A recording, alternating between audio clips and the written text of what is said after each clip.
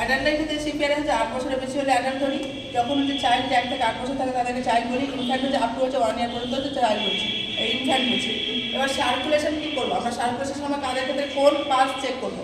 যখন অ্যাডাল্ট থাকবে তাদের ক্ষেত্রে ক্যারোটাইড চেক করবো, যখন চাইল্ড থাকবে তাদের ক্ষেত্রে আমরা ফিমোরাল করবো। ইনফ্যান্টের ক্ষেত্রে ফার্স্ট হচ্ছে ব্র্যাকিয়াল চেক করবো, দেন সেকেন্ড হচ্ছে যে ফিমোরাল চেক করবো। এবং হচ্ছে যখন আমরা ক্যারোটাইড পালস চেক করবো তখন আমরা 2 ফিঙ্গার মেথডে চেক করবো, এবং এটা অবশ্যই যেন 10 সেকেন্ড থেকে বেশি না হয়। কারণ হচ্ছে যে আমাদের যখন 10 সেকেন্ডের থেকে বেশি দিই তাহলে আমাদের কি যে ব্রেনের যে কন্টিনিউয়াস যে সাপ্লাই গ্লুকোজ বা নিউট্রিশন সাপ্লাই সেটা হচ্ছে ডিক্রিজ হয়ে যাবে। এই জন্য হচ্ছে যে পেশেন্টের হচ্ছে ব্রেন ডেড হতে পারে। দেন টেস্ট কম্প্রেশন মেথড, এখানে 2 হ্যান্ড মেথড, মানে 2 হাত দিয়ে করতে পারি অ্যাডাল্টের ক্ষেত্রে। চাইল্ডের ক্ষেত্রে যদি রেস্কের 2টো থাকে তাহলে 1 হ্যান্ড বা 2 হ্যান্ডে আমরা করতে পারি, বা ইনফ্যান্টের ক্ষেত্রে আমরা কি করছি 2 ফিঙ্গার বা 2 থাম্বে আমরা করতে পারছি। চেস্ট কম্প্রেশন ল্যান্ডমার্ক যে আমরা কোথায় প্লেস করবো, যা কী করবো আমরা যে বিলো যে বিটুইন দ্য নিপল লাইন বা লোয়ার 1/2 অফ হচ্ছে লোয়ার হাফ অফ দ্য স্টার্নামে আমরা প্লেস করবো। এটা হচ্ছে অ্যাডাল্টের ক্ষেত্রে। চাইল্ডের ক্ষেত্রেও সেম আসবে যে বিটুইন দ্য নিপল লাইন আর হচ্ছে কি lower half of the sternum. কিন্তু যখন ইনফ্যান্টের ক্ষেত্রে করবো just below the nipple line of হচ্ছে আমরা কী করবো যে প্লেসড করবো। দেন হচ্ছে যে চেস্ট কম্প্রেশন আর ডেপথ হচ্ছে ডেপথ থাকে সেটা কত থাকবে? আমরা ইঞ্চিতে যদি করি তাহলে 2 ইঞ্চ থাকবে, সেমিতে হচ্ছে 5 সেমি থাকবে।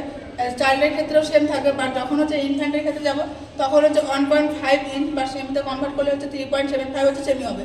কম্প্রেশন রেট কত থাকবে সেটা সবার ক্ষেত্রে একই সমান থাকবে, যে 100 to 120 পার মিনিট করে থাকবে। সেটা চাইল্ডের ক্ষেত্রেও থাকবে, অ্যাডাল্টের ক্ষেত্রেও থাকবে, ইনফ্যান্টের ক্ষেত্রেও থাকবে। চেস্ট কম্প্রেশন আর ভেন্টিলেশনের রেশিও যেটা থাকবে সেটা হচ্ছে কি যে যখন হচ্ছে যে রেস্কের 1 থাকুক বা 2 থাকুক তখন কী হবে 30:2 হবে। বাট যখন হচ্ছে যে কি চাইল্ডের ক্ষেত্রে 2 রেস্কের বা 1 রেস্কের থাকবে, 1 রেস্কের ক্ষেত্রে আমরা কী করছি 30:2 দিচ্ছি, বা 2 রেস্কের থাকলে আমরা সেখানে কী করবো যে 15:2 দেবো। আর যখন ইনফ্যান্টের ক্ষেত্রে কী করছি সেমটাই হবে, যেমন হচ্ছে 1 রেস্কের থাকলে হচ্ছে 30:2, আর যখন হচ্ছে 2 রেস্কের থাকছে তখন হচ্ছে 15:2 দিচ্ছি।